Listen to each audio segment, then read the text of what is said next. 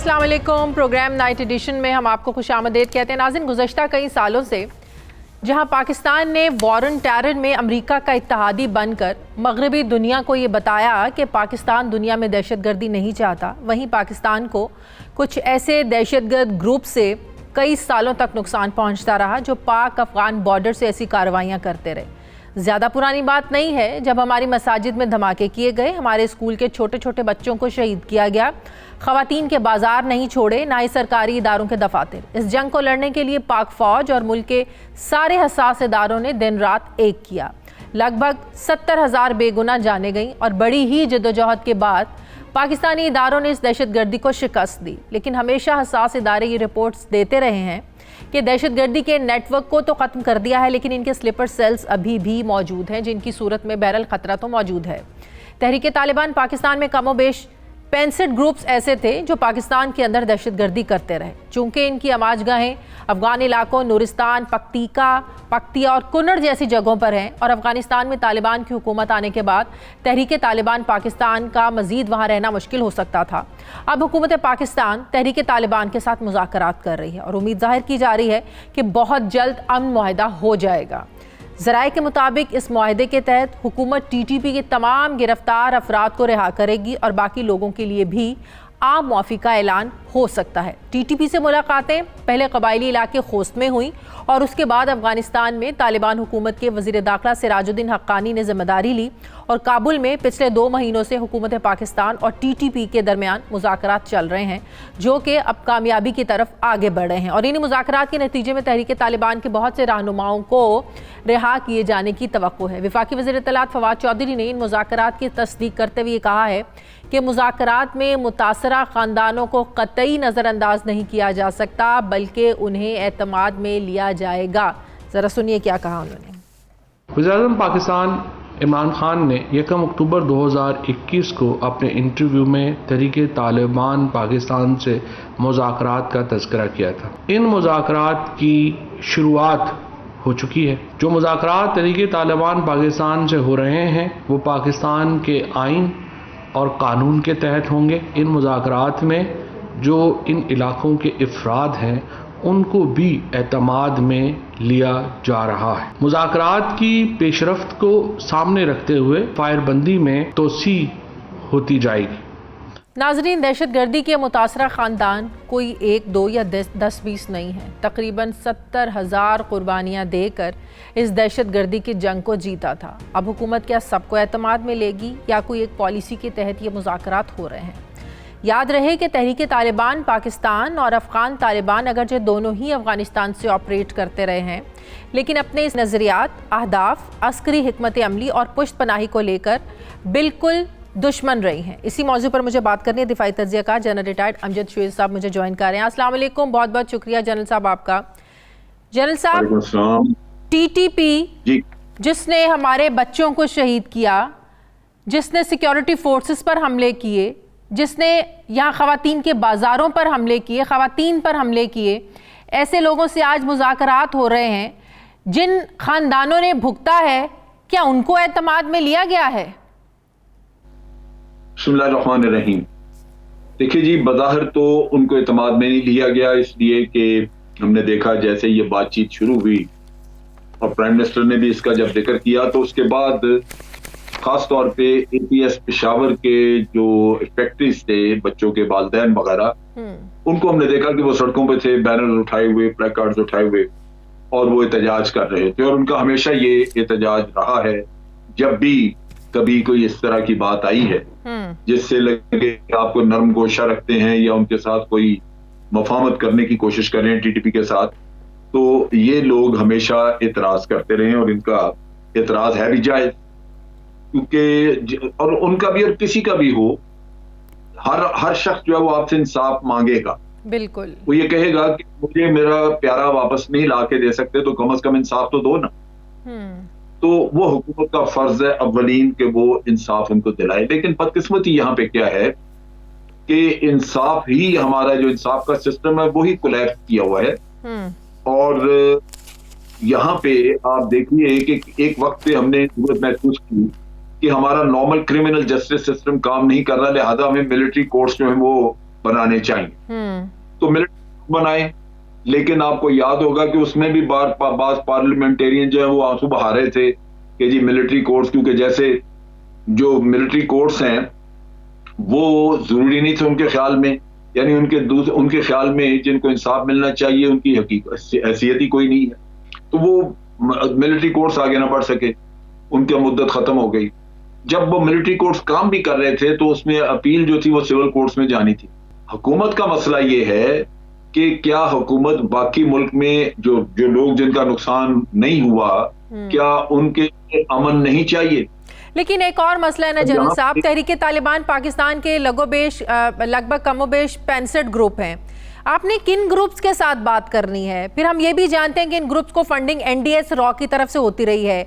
आधे ग्रुप से आप बात कर लेंगे, आधे ग्रुप्स को फिर रॉ और एनडीएस से फंडिंग मिलती रहेगी और वो बॉर्डर क्रॉस करके आपके यहाँ आके कार्रवाइयाँ करते रहेंगे, तो क्या फायदा फिर ऐसे मुज़ाकरात का? दहशतगर्दी तो अपनी जगह पर मौजूद रहेगी। पिछले कुछ अरसे से हमने देखा है कि फिर सिक्योरिटी फोर्सेस पर हमले हुए, फिर हमलों की एक लहर हम लोगों ने देखी और तहरीके तालिबान पाकिस्तान ने बहुत से हमलों की जिम्मेदारी भी कबूल की। तो सर क्या फायदा फिर ऐसे मुज़ाकरात का? देखिए ना, ये चीजें सारी अभी इसमें स्टडी करने वाली हैं, देखने वाली हैं। मुज़ाकरात हों तो पता लगे कि क्या गारंटीज क्या हैं। ये आपकी बात बिल्कुल दुरुस्त है, बहुत सारे मसले हैं, लेकिन ये भी है कि कल को फिर अगर कोई इसे अल्लाह ना करे कोई एपीएस टाइप वाकया हो जाता है तो उसके पेरेंट्स आपको कहेंगे कि जनाब एक अमन का मसला चल रहा था, हो सकती थी बात, आपने क्यों नहीं की? तो अच्छा दोनों तरफ है। अब दूसरी चीज जो आप बात करें वो बिल्कुल दुरुस्त है कि ये लोग जो हैं इनके ताल्लुकात एनडीएस और रॉ से थे और उनकी फंडिंग के जरिए ये जिंदा रहे। फंडिंग ना होती तो ये बर्बाद हो जाते, खत्म हो जाते। तो आके पाकिस्तान अगर आ भी जाए, माफी हो भी जाए, तो इस बात की कोई गारंटी नहीं है कि ये दोबारा उनसे राब्ते नहीं करेंगे।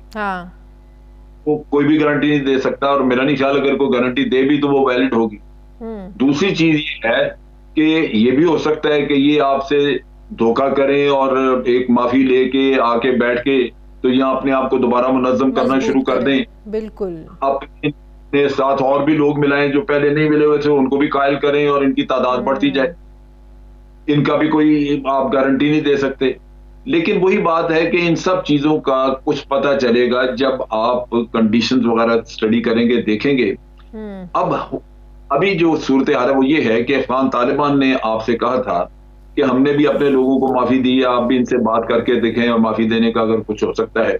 पाकिस्तान कर रहा है, लेकिन अफगान तालिबान ने यह भी कहा है कि अगर मुज़ाकरात नाकाम हुए तो फिर हम इनको यहाँ से कुछ नहीं करने देंगे। अगर इन्होंने कोई ऐसी हरकत की तो हम इनके खिलाफ मिलिट्री एक्शन करेंगे। इनके खिलाफ कर लेंगे। दाइश, वो तो खुद दाइश के हमलों का शिकार है जनरल साहब। वो भी मसला है। देखिए दाइश का जहां ताल्लुक है, एक चीज हमें समझनी चाहिए कि इस वक्त अफगानिस्तान में तालिबान के खिलाफ बहुत बड़ी एक साजिश हो चुकी है, और वो ये है कि कुव्वतों ने दाइश को प्रॉप अप करना शुरू किया। उसमें चेचनिया के लोग भी शामिल कर दिए हैं, उसमें ये दागिस्तान के लोग शामिल हैं, ईरानी बलूचिस्तान के लोग शामिल हैं, कुछ अरब भी आ गए। ये पहले से प्लान था कि अगर अमेरिका वहां पे कब्जा अपना नहीं जमा सका अशरफ गनी की हुकूमत के जरिए, तो फिर वो इसको डिस्टेबलाइज करने के लिए काम करेंगे। अब वो दाइश को बाकायदा एक फौज के तौर पे बना के तालिबान के खिलाफ इंसर्जेंसी कराएंगे, ताकि तालिबान एक तरफ खवातीन के मुजाहरे शुरू हो जाएंगे अपने हुकूक, दूसरी तरफ दाइश लड़ना शुरू कर देगी। और जो हो रहा है, आपने देखा कि उन्होंने बहुत बड़े बड़े हमले किए हैं। तो वो पहले तो दाइश छोटी सी खुरासान ग्रुप था जो सिर्फ पाकिस्तान में करता था ये तबाही, अब अफगानिस्तान में उनको ऑर्गेनाइज कर दिए। और ये इंडिया भी और सीआईए वगैरह पैसा लगाएंगे, तालिबान को वो टिकने नहीं देंगे। और ये चीज जो है इंस्टेबिलिटी हमारे मुज़ाकरात का इंटरनेशनली आपको लगता है कोई नेगेटिव रिएक्शन आएगा? नहीं, आना नहीं चाहिए। देखें अमेरिका ने भी तो आखिर मुज़ाकरात तालिबान के साथ करके आज उनको रिकॉग्नाइज नहीं किया, लेकिन मुज़ाकरात और सारा एग्रीमेंट उनसे दस्तखत करके गए हैं। किस अथॉरिटी पे या किस गारंटी पे आप दस्तखत करके गए हैं? हुक्मरान तो उनको नहीं रहे आप। लेकिन वो यही है, आज भी यूनाइटेड नेशन की लिस्ट के ऊपर अफगान तालिबान जो है वो आज भी टेररिस्ट है वहां। अमेरिका ने वादा किया कि उनको टेररिस्ट लिस्ट से निकलवाएंगे, नहीं निकलवाया, लेकिन दहशतगर्दों के साथ मुआहदा करके चले गए। तो भी इस चीज को, वैसे जो चीज है मैं समझता हूँ कि अमन की बात करना बुरा नहीं, लेकिन उसकी गारंटीज बिल्कुल दुरुस्त होनी चाहिए और रिट रहनी चाहिए और हमें ये भी साथ रखना चाहिए कि जिन्होंने वाकई बड़े घिनौने जुर्म किए हैं उनकी माफी न करें। उनकी बिल्कुल माफी सही। देने से आपकी रिट बिल्कुल खत्म हो जाएगी। बहुत बहुत शुक्रिया। दिफाई तज्ज़ जनरल रिटायर्ड अमजद शुएब साहब मेरे साथ थे। मुझे ब्रेक लेने नाज़रीन, वापस आते हैं छोटे से वक्त के बाद।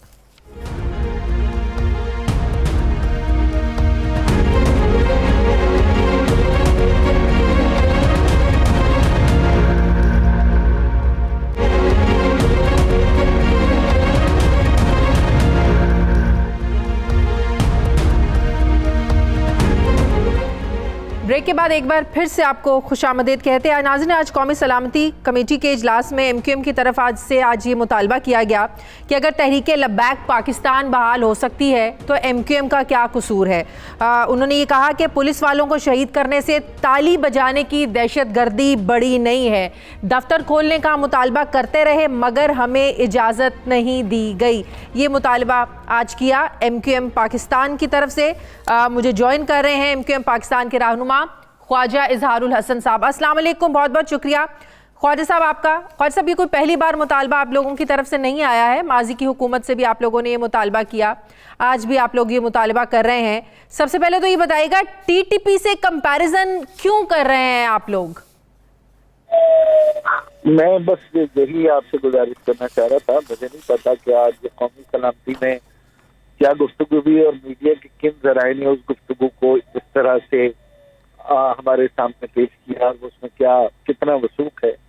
लेकिन जो राब्ता कमेटी का इजलास हुआ था कल इतवार के दिन, उसमें ये बात जरूर जेर गौर आई थी कि MQM 2016-22 अगस्त के बाद एक अदम तशद्दुद और अदम तसादुम की पॉलिसी में बड़ी कामयाबी से 4 साल न सिर्फ साबित कदम रही बल्कि उसने अपने कॉल और फेल से यह साबित कर दिया कि हम न सिर्फ पाकिस्तान का इस्तेकाम चाहते हैं बल्कि जमहूरियत का भी इस्तेकाम चाहते हैं। और इमरान खान साहब की हुकूमत के साथ न सिर्फ खड़े हुए बल्कि हर मुश्किल वक्त में उनका साथ भी दिया। ये कतई कंपैरिजन MQM का नहीं है। MQM कोई कलदम जमात नहीं है। MQM में मकबूल करा। लेकिन आज यही बात हुई कि अगर TLP को बहाल किया जा सकता है तो MQM को क्यों नहीं किया जा सकता, उसके दफातर क्यों नहीं खोले जा सकते? मैं दोबारा ही बात कर रहा हूँ कि ज्वाइंट सेशन बहरहाल एक ऑफ द कैमरा सेशन होता है, मैंने वो नहीं सुना। लेकिन MQM का कतई कोई कंपैरिजन नहीं है।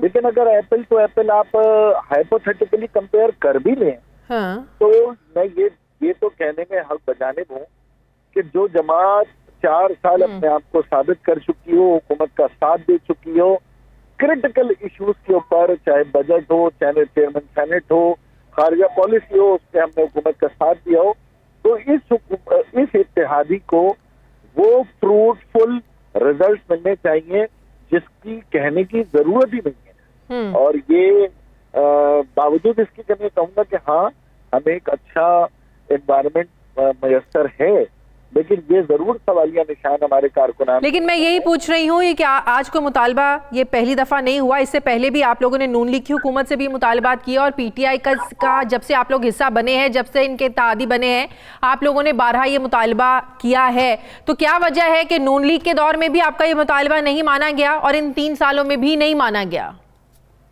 मेरा ख्याल है आपने अपने सवाल में खुद एक सवाल खड़ा कर दिया और इसकी सिर्फ एक छोटी सी बात यह है कि अगर PMLN के मुकदमात जिसे stroke of pen prime minister Imran Khan साहब की हुकूमत में खत्म हो सकते हैं, जिसमें साबिक स्पीकर के ऊपर मौजूद वतन गद्दारी की FIR थी, या अभी ये जो एक रिसेंट हमारे सामने एक मुआहिदा आया है कि कल जमात को अपने स्पेस दिया कौमी धारे में, MQM के रहनुमाओं पे FIR क्यों है, ये सवाल तो बनता है। ये तो एक आम सा सवाल है, फिक्री सवाल है। लेकिन ये आम बात नहीं है कि जिनकी बातें आप कर रहे हैं किसी ने पाकिस्तान के खिलाफ नारे नहीं लगाए। आपको भी पता था उस वक्त क्या माहौल बना था, क्या वजूहात थी, किन वजूहात के बिना पर ये सारे एक्शंस लिए गए थे। देखिए बात ये सवाल अब नहीं, इसकी कोई वक़्त होती जबकि आप 4 साल इत्तेहादी रहे हों।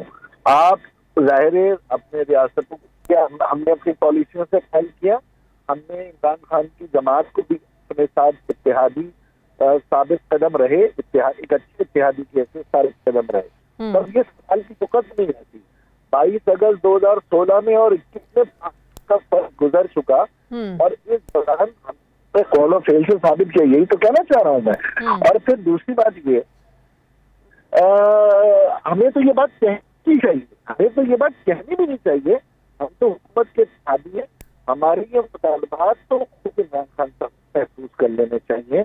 और इसके साथ साथ जहाँ तक महंगाई है, इन्फ्लेशन है, हम तमाम तर इश्यूज के ऊपर बावजूद इसके परेशानी के साथ हुकूमत को एक अच्छी तजावीज हैं, पार्लियामान में भी सपोर्ट कर रहे हैं और अपोजिशन का भी हम फेस कर रहे हैं। आज वसीम अख्तर साहब 92 न्यूज़ के एक प्रोग्राम में थे इरशाद आरिफ साहब के साथ, वो कह रहे थे कि अगर हमारे मुतालबात इस तरह नहीं मानेंगे तो हम आइंदा का लाहेअमल राब्ता कमेटी तय करेगी कि हमने इत्तेहाद में रहना है नहीं रहना, हमने कैबिनेट का हिस्सा रहना है नहीं रहना।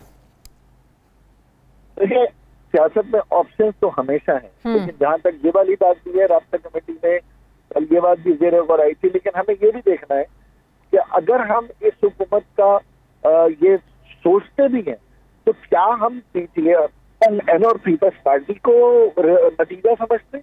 ये तो ऑप्शन किसी सूरत नहीं है कि हम दोबारा पीएमएलएन या पीपल्स पार्टी को आजमाएं। यकीनन हमारे पास बहुत महदूद ऑप्शन है और हमारा सबसे बेहतर ऑप्शन यही होगा कि हम इस हुकूमत को कोशिश करें कि गरीब मुतवस्सित। और अगर मुस्तकबिल में इन दोनों पार्टियों में से कोई पार्टी इक़्तिदार में आती है तो बिल्कुल नो लिफ्ट का बोर्ड है, कोई इत्तेहाद नहीं होगा इन दोनों पार्टियों के साथ, चाहे वो नून लीग हो, पीपल्स पार्टी हो, बेशक इसके कि आप लोग माजी में इन दोनों पार्टियों के इत्तेहादी रह चुके हैं। देखिए, हमारा उसूली मौक़िफ़ है। अभी जरदारी साहब ने हमें 2 साल पहले 2 वजारतों की ऑफर की थी, बिलावल साहब ने हमें ऑफर की थी, हमने हमसे वाज़ेह तौर पे कहा था कि हमें वजारतें नहीं, हमें निजाम दे दो। आज पीपल्स पार्टी सिंध के अंदर एक मजबूत मकामी हुकूमत का निजाम दे दे, हम साथ में रहते हुए पीपल्स पार्टी को सपोर्ट कर देंगे। आज पीपल्स पार्टी मकामी तौर पे नौकरियों का तहफ़्फ़ुज़ दे दे और अर्बन सिंध के तहफ़्फ़ुज़ात की कसम खा ले, हम पीपल्स पार्टी का साथ दे देंगे। लेकिन हमें ये लॉलीपॉप नहीं चाहिए कि वजारतें ले लो, 2 ले लो, 4 ले लो। हम वजारतों के ख्वाहिशमंद नहीं, हम एक निज़ाम के ख्वाहिशमंद जरूर हैं जिसकी हमें तवक्को हर उस जमात से जो पाकिस्तान में बरसरी इख्तिदार आती है। सही। 2023 के इंतखाबात में जब आप लोगों ने वोट लेने जाना है, अवाम आपसे कहेंगे कि आप तहरीक इंसाफ के इत्तेहादी रहे हैं, आप लोगों ने कराची के लिए क्या किया है, कराची के अवाम को क्या दिया है, आपकी इत्तेहादी जमात हुक्मरान जमात ने किया क्या है कराची के लोगों के लिए, तो क्या जवाब होगा आप लोगों के पास? हमारे पास सूबा सिंध के अंदर तो पीपल्स पार्टी ही सबसे बड़ा जवाब है लोगों के आगे। जहां पीटीआई के दौर के अंदर जो इन्फ्लेशन है, महंगाई है, वो एक जिक्र अपनी जगह है, तो माजी के 40 सालों में हर 5 साल को उठाने हर हुकूमत ने आकर पिछले पेट्रोल से ज्यादा ही रेट बढ़ाए, किसी हुकूमत ने 1 रुपया भी कम नहीं किया आज तक। और पीपल्स पार्टी तो हमारे शहरी इलाकों के लिए खुद आवाम के सामने एक मुकम्मल खुली किताब है। और अभी रिसेंटली जो कैंट के इंतखाबात थे उसमें आप ये देख लें कि हम दूसरी बड़ी मकबूल जमात कराची से और हैदराबाद से पहली जमात बनकर उभरे हैं, इसी सूरत हाल में, इसी इत्तेहाद में और इसी तमाम मुश्किलात में। सही। बहुत बहुत शुक्रिया। एमक्यूएम पाकिस्तान के रहनुमा ख्वाजा इजहारुल से साथ हैं। मुझे ब्रेक लेने नाज़रीन वापस आते हैं छोटे से वक्फे के बाद।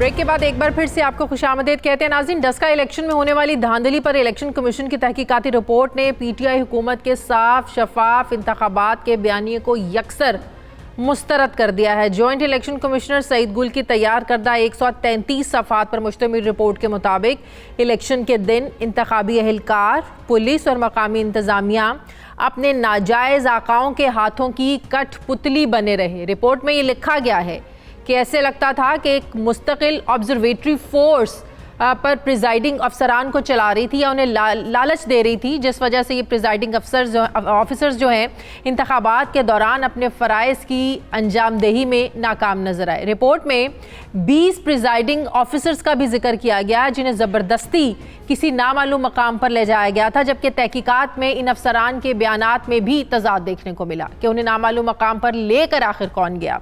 रिपोर्ट में जहां सरकारी अफसरान के किरदार पर सवालात उठाए गए, वहीं पर वज़ीर आला पंजाब उस्मान बुज़दार की साबिक मुआविन खुसूसी डॉक्टर फिरदौस आशिक आवान की तरफ भी ये इशारा किया गया कि किस तरह उन्होंने अपने ज़ेर सदारत इजलास में उन्होंने प्रिजाइडिंग ऑफिसर्स को वोटिंग के अमल को सुस्त करने की हिदायत की।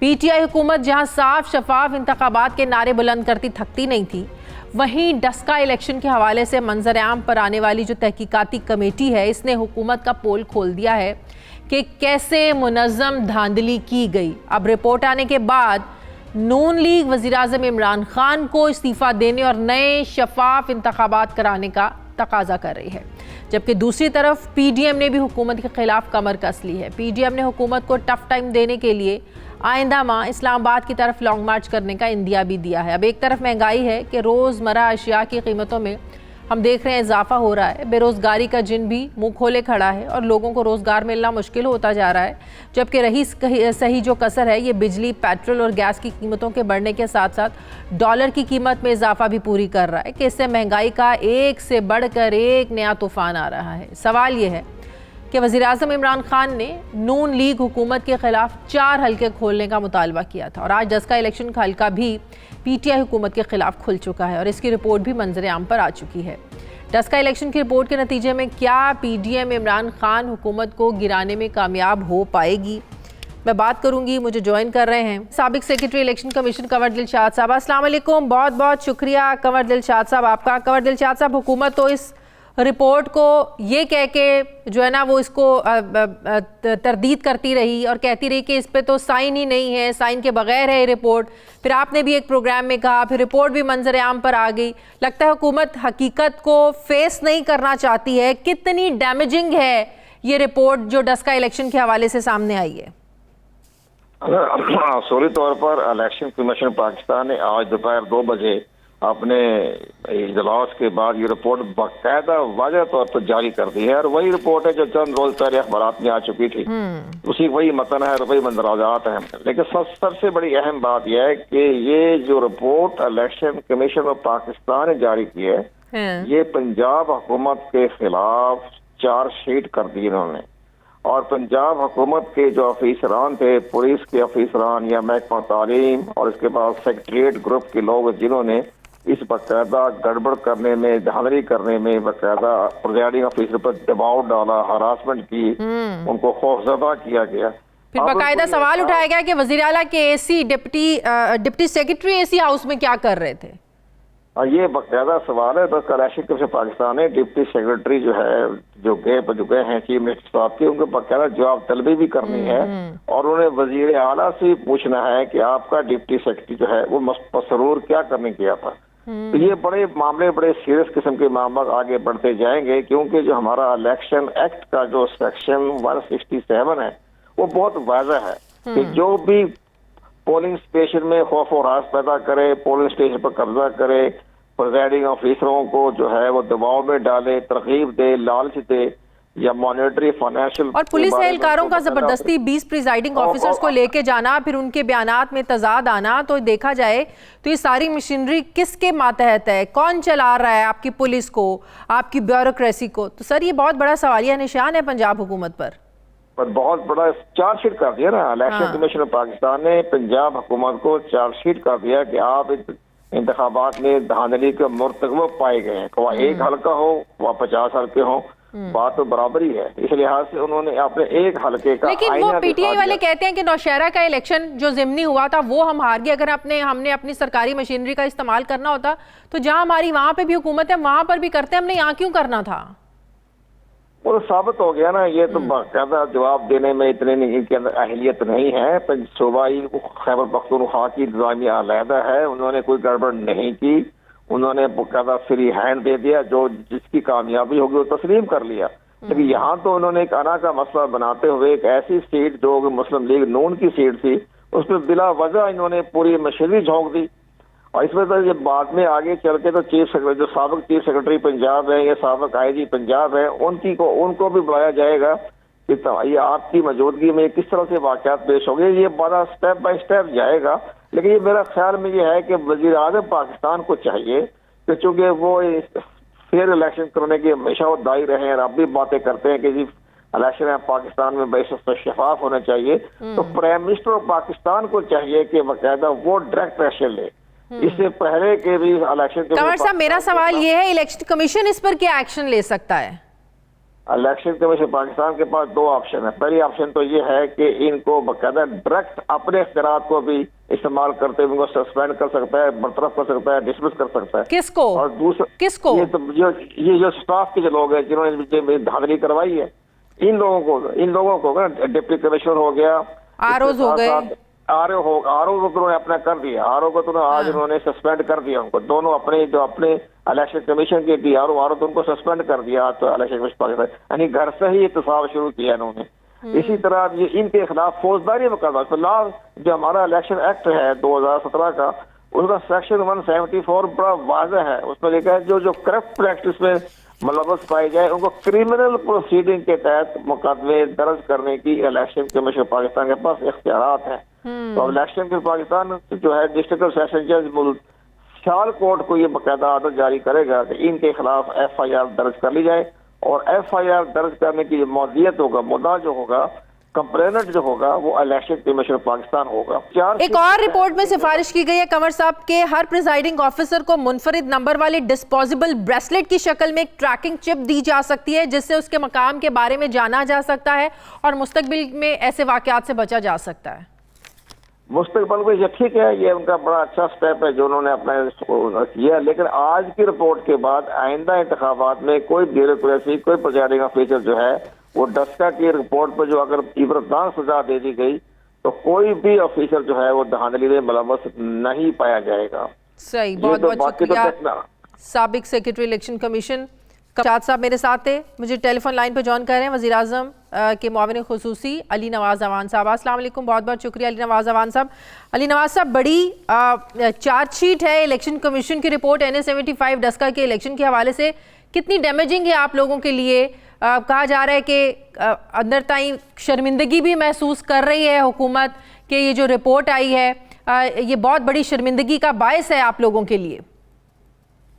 अच्छा जी, रिपोर्ट आई है इलेक्शन की, इससे बहुत बड़ी रिपोर्ट आई थी जो आपको याद होगा हमने धरना दिया था इलेक्शन रिगिंग के ऊपर। उसमें दो चीजें हुई, हमने 4 हल्के खोलने की बात की थी और चारों डिनाई कर दिया था उस वक्त की गवर्नमेंट ने। और फिर हमने पूरा प्रोसेस किया था, बैलेट्स खुलवाए थे और बैलेट्स उसकी फीसेस भरी थी। और आपको इफ यू रिमेंबर वो चारों हल्कों में धांधली पाई गई। नहीं, मैंने वो रिपोर्ट पूरी पढ़ी थी अली नवाज अवान साहब, उसमें कहीं धांधली का जिक्र नहीं था, उसमें बेज़ाब्तगियों का जिक्र था, इर्रेगुलरिटीज का जिक्र था जनाब। मैंने पूरी रिपोर्ट पढ़ी थी वो। अगर आप मेरी बात कंप्लीट होने देंगे तो आपको समझ आ जाएगी बात। मैं अभी तक उस रिपोर्ट के ऊपर नहीं गया, मैं तो वो प्रोसेस की बात कर रहा हूँ जो प्रोसेस इलेक्शन कमीशन अलाउ करता है। और इलेक्शन कमीशन कहता है कि आपने उनके ट्रिब्यूनल के सामने जाना है, अपने सबूत रखने हैं और उसके बाद उसके ऊपर कार्रवाई करेंगे। 4 हल्कों का नाम दिया गया था, चारों हल्कों के अंदर धांधली पाई गई थी और 3 हल्कों के अंदर इलेक्शन रिकॉल हुआ था, एक पे स्टे हो गया था साद रफीक वाले, इफ यू रिमेंबर।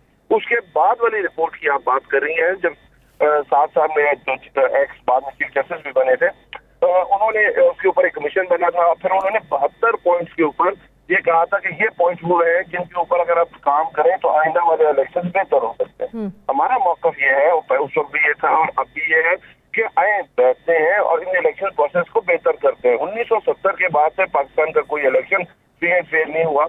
इवन 2013 के 18 के, लेकिन आप लोगों की हुकूमत में होते हुए ये एक्सपेक्ट नहीं किया जा सकता था कि आप लोगों की सारी ज़ाहिर सरकारी मशीनरी आप लोगों का होल्ड है, सारे अफसरान आप लोगों के मातहत है, पुलिस आप लोगों की है, तो ऐसी चार्जशीट आप लोगों पर लगनी नहीं चाहिए थी। एटलीस्ट आप लोगों से एक्सपेक्टेशंस नहीं थी। देखिए, इसीलिए पहली दफा ये हुआ है कि हमने तहरीक इंसाफी की गवर्नमेंट ने, जब आपको कहा जाता था कि मैजिकिंग कहेगी, फेल हो गई, फिर जरदारी साहब ने कहा आरओ का इलेक्शन है, नवाज शरीफ साहब ने कहा आरटीएस का इलेक्शन है, तो हमने कहा आए आगे बढ़ते हैं और इलेक्शन के प्रोसेस को फ्री एंड फेयर करते हैं। हमने सेनेट का जो इलेक्शन आया था उसके अंदर भी अगर आपको याद हो, हमने शो ऑफ हैंड की बात की थी ताकि कोई मसाइल ना हो। पर जब बात उसकी आती है कि हमने क्लैरिटी लेके आनी है, सिस्टम को फ्री करना है, फेयर करना है, उस वक्त अपोजिशन हमेशा बैकआउट कर जाती है। इसीलिए इस वक्त हम जो लेजिस्लेशन आए इंशाल्लाह, इस रिपोर्ट को मानते हैं आप लोग? मैंने अभी ये रिपोर्ट पढ़ी नहीं है साथिया, पर मुझे जहाँ तक पता चला अभी तो अनसाइंड रिपोर्ट है। नहीं, ये दोपहर की बात है, दोपहर 2 बजे साइन रिपोर्ट आ गई थी। अच्छा, मैं सेशन में था, मैं अभी सेशन से निकला हूँ और मैं स्पीड गाड़ी ही ड्राइव कर रहा हूँ जब मैं आपसे बात कर रहा हूँ। I didn't go through the report. जो मैंने वो रिपोर्ट पढ़ी थी उसमें बहुत सारे चार्जेस लगाए और जो चार्जेस उसके ऊपर जो उन्होंने सजाए हैं मुख्तस की हैं, जिन लोगों को चार्जशीट करने का कहा, जो भी लॉ कहता होगा वो तरीके से आपकी गवर्नमेंट से अबाइड। बहुत बहुत शुक्रिया। वज़ीर आज़म के मुआविन खुसूसी अली नुमान साहब मेरे साथ थे।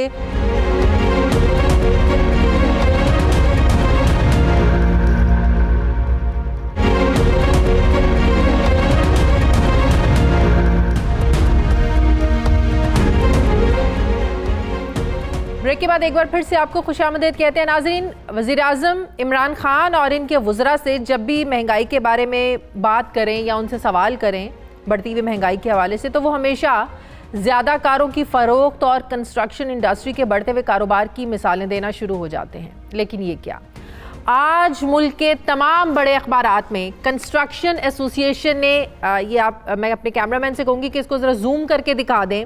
इस इश्तिहार के ज़रिए वज़ीर आज़म से अपनी इंडस्ट्री को बचाने की अपील की है, जिसमें लिखा है appeal construction industries on the verge of collapse.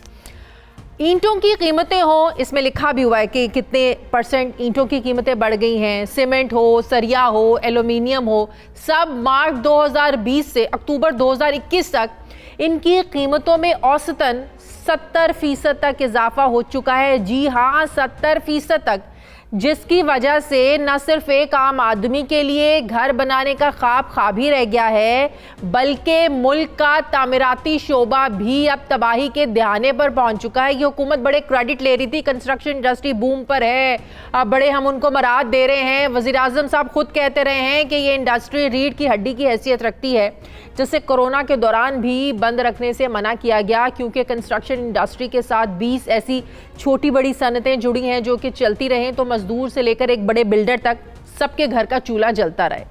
Pakistan economic सर्वे के मुताबिक तामीराती सनत की मजमूई मकामी पैदावार जो है GDP का 2.5% बनती है और ये शोबा GDP में 380 अरब रुपए तक मुहैया करता है। जबकि माजी में तामीराती सेक्टर में उस वक्त तेज़ी देखी गई थी जब गुज़श्ता साल मुलाजमत के मौक़े पैदा करने और इक़्तिसादी सरगर्मियों में तेज़ी लाने के लिए वज़ीर आज़म इमरान खान ने तामीराती सनत के लिए एक बहुत बड़े रिलीफ पैकेज का ऐलान किया था, जिसमें छोटे घरों की तामीर पर सब्सिडी, बैंकों से कर्ज लेने की सहूलियात, टैक्सेस में रिलीफ, कंस्ट्रक्शन सेक्टर में फ़िक्स टैक्स रेट वगैरह जैसी ये तमाम सहूलियात दी गई थी। अब सवाल ये है कि बढ़ती हुई महंगाई में तामीराती शोबे को नुकसान से बचाने के लिए हुकूमत को क्या इक़दामात उठाना होंगे। मैं बात करूंगी, मुझे ज्वाइन कर रहे हैं चेयरमैन कंस्ट्रक्शन एसोसिएशन पाकिस्तान कमाल नासिर खान साहब। अस्सलाम वालेकुम, बहुत बहुत शुक्रिया आपका कमाल साहब।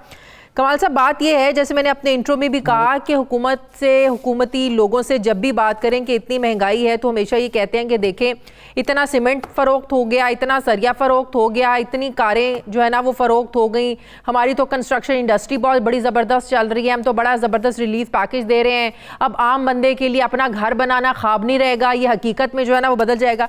लेकिन आज बड़ी हैरानगी हुई है कंस्ट्रक्शन इंडस्ट्री की तरफ से ये इश्तिहार देख के। क्या मसाइल हैं आप लोगों के लिए? जैसे अभी आपने अच्छा खासा ब्रीफ किया है, प्राइम मिनिस्टर साहब ने पिछले 1 साल में काफ़ी मेहनत की है कि इस सेक्टर को उठाने के लिए, और उसमें अच्छी खासी ग्रोथ भी आ गई थी। मगर अनफॉर्चुनेटली चूंकि हमारे कोई भी सेक्टर रेगुलेट नहीं है तो जो सीमेंट के प्राइसेस है, स्टील के प्राइसेस है और जो कंस्ट्रक्शन इनपुट्स हैं, सब के प्राइसेस स्काई हाई रॉकेट ऊपर चले गए, जिसको कहते हैं सुपर इन्फ्लेशन आ गया। अब इस सुपर इन्फ्लेशन की वजह से जो कॉन्ट्रैक्ट बुक हो चुके हैं, फिक्स हो चुके हैं, उन कॉन्ट्रैक्टर्स के लिए अब काम करना नेक्स्ट टू नामुमकिन हो गया कि उस काम को जारी रख सकें। अब जब कंस्ट्रक्शन इंडस्ट्री अपने काम जारी नहीं रखेंगे तो इससे जो जितनी भी अलाइड इंडस्ट्री है जिसके ऊपर हम समझ रहे थे कि हमारी ग्रोथ होगी, वो सारी की सारी स्टैंड स्टिल हो जाएगी। और सीमेंट का ही है, मैं मिसाल देता हूँ कि पिछले साल अक्टूबर 2020 और नाउ 2021 के दौरान इसकी नेगेटिव 20% सप्लाई इस अक्टूबर में कम हुई है। इसका मतलब है कि अभी रिवर्स की तरफ जाना शुरू हुआ है। हमारे जो असल में इशू है जिस चीज़ में हमने अपील गवर्नमेंट को किया, इस अक्टूबर में सप्लाई कम हुई है पिछले साल अक्टूबर 2020 के मुकाबले में। अच्छा, अब ये जो इशू है हमारा वो है कि वो जो कॉस्ट इन्फ्लेट कर गया, वो जो कॉस्ट कवर नहीं हो रहा है कॉन्ट्रैक्ट्स में, वो कॉन्ट्रैक्ट सारे तकरीबन सारे रुक जाएंगे, बल्कि रुक गए। ये जो बिल्कुल लोअर लेवल के कॉन्ट्रैक्ट्स हैं या जो मिडिल लेवल कॉन्ट्रैक्ट वो तकरीबन स्टैंड स्टिल हो गए। और इसके एक सेकंड रिपरकशन ये हुआ कि नए कॉन्ट्रैक्ट्स कोई रिस्क नहीं ले रहा, कोई बिड ही नहीं कर रहा है, क्योंकि किसी को समझ नहीं आ रहा कि महंगाई कहाँ जाके रुकेगी। तो लिहाजा कोई भी कंस्ट्रक्शन कंपनी इसमें एक घर की कॉस्ट मिसाल के तौर पर 1 करोड़ थी, आज 1 करोड़ 70 लाख हो गई है।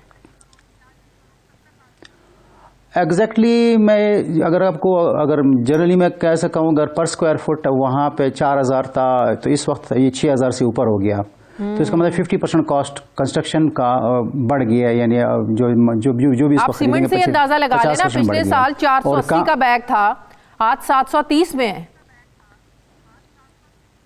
बिल्कुल। अब ये जो है ना, जैसे कि गवर्नमेंट ने एक पूरा का पूरा एक कमीशन बिठाया था शुगर कार्टेल के ऊपर, तो सीमेंट भी एक कार्टेल है। गवर्नमेंट इसको रेगुलेट नहीं कर रहा, कोई इसकी कॉस्टिंग नहीं निकाल रहा कि ये प्रॉफिट कितना कमा रहे हैं, इनकी कॉस्टिंग क्या है, और उसका इफेक्ट डायरेक्टली जो है ना कंस्ट्रक्शन इंडस्ट्री पे आ रहा है। इस तरह कोई 720 का दे रहा है, कोई 730 का दे रहा है, कोई 690 का दे रहा है, हर कोई अपने प्राइस में दे रहा है, कोई रेगुलेट नहीं है प्राइस। नहीं, प्राइसेस जो है वो डेफिनेटली फैक्ट्री एक प्राइस पे देते हैं, उसके बाद आगे जो उनके डिस्ट्रीब्यूटर वगैरह है, हो सकता है कोई डिस्ट्रीब्यूटर के पास स्टॉक ज़्यादा, वो प्रॉफिट ना ले तो अपने प्रॉफिट छोड़ के बेच रहा हूँ, मगर जो फैक्ट्री का रेट है वो फिक्स है, वो उन्होंने ये अपने रेट फिक्स करके निकालते हैं, उसमें फ़र्क नहीं है इतना ज़्यादा। मगर अदरवाइज फ़र्क इतना पड़ गया। असल में हमारा जो इशू ये नहीं है कि ये सीमेंट क्यों महंगा है या सीमेंट क्यों सस्ता है, हमारा इशू ये है कि हमारे कॉन्ट्रैक्ट्स में ये कवर नहीं हो रहे हैं। ये महंगाई जो है ना, जैसे हिस्टोरिकली 10%, 9%, 8% इन्फ्लेशन था, अचानक इन्फ्लेशन सुपर इन्फ्लेट कर गया। अब जो सुपर इन्फ्लेशन है वो कॉन्ट्रैक्ट में कवर नहीं हो रहे हैं, जिससे कॉन्ट्रैक्ट सारे रुकेंगे। जब कॉन्ट्रैक्ट रुकेंगे तो इकोनॉमी रुकेगी, इंडस्ट्री रुकेगी, जो बेरोजगारी और बढ़ जाएगी।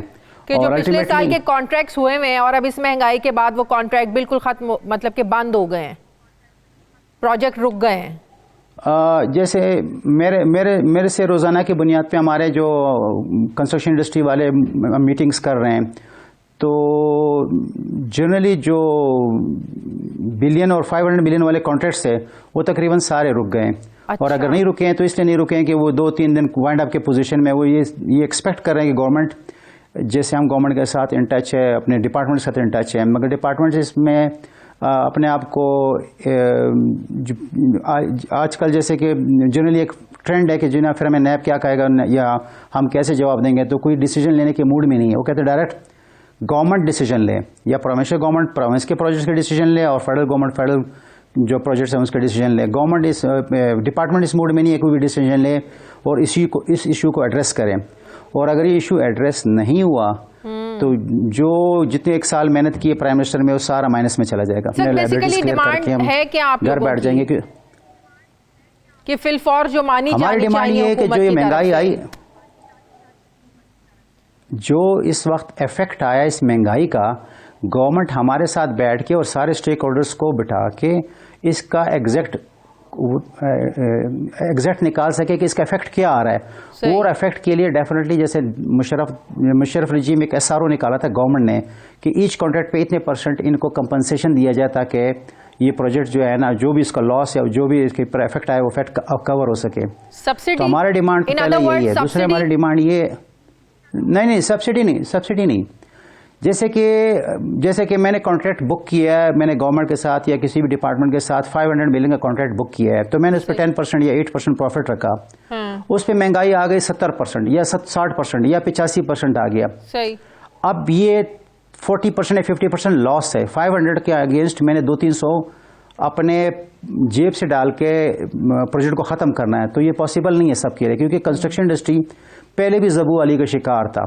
जो प्राइम मिनिस्टर ने पैकेज दिया था उसमें हमें एक बहुत बड़ी गलतफहमी हो रही है। वो पैकेज था बिल्डर्स के लिए, कंस्ट्रक्शन इंडस्ट्री के साथ तो आज तक ना प्राइम मिनिस्टर ने मीटिंग की है ना पैकेज दिया है। एक मीटिंग हमने प्राइम मिनिस्टर के साथ किया था साल पहले, जिसमें हमने उनसे डिमांड किया था कि हमारे लिए आप CIDB construction industrial development board बना लें, जो हमारे कंस्ट्रक्शन इंडस्ट्री को रेगुलेट करे और ये जितने इश्यूज है उसको देखते रहें। प्राइम मिनिस्टर ने उसको उसी वक्त मंजूर कर लिया था। हमारे साथ असद उमर साहब थे मिनिस्टर प्लानिंग, और उनको कहा कि भाई आप ये जो है ना इसको जो ये CIDB है इसको फ़ौरन एग्जीक्यूट करवाएं। साल हो गया, अभी प्रोसेस में ही है। तो हमारा तो कंस्ट्रक्शन इंडस्ट्री का सिरे से कोई पैकेज नहीं है। सही। बिल्डर्स और कंस्ट्रक्शन इंडस्ट्री दो डिफरेंट मोड में काम करते हैं। कंस्ट्रक्टर्स जो हैं वो गवर्नमेंट के इंफ्रास्ट्रक्चर प्रोजेक्ट को एग्जीक्यूट करते हैं, छोटे बड़े सारे। बिल्डर्स जो हैं वो बिल्डिंग और अपने प्राइवेट सेक्टर में वो अपने बिल्डिंग्स और अपार्टमेंट्स और जो हाउसिंग है उसको केयर कर रहे हैं, जिसमें वो खुद इन्वेस्टर भी होते हैं। हमारा जो रोल है, हम सिर्फ कॉन्ट्रैक्टर होते हैं।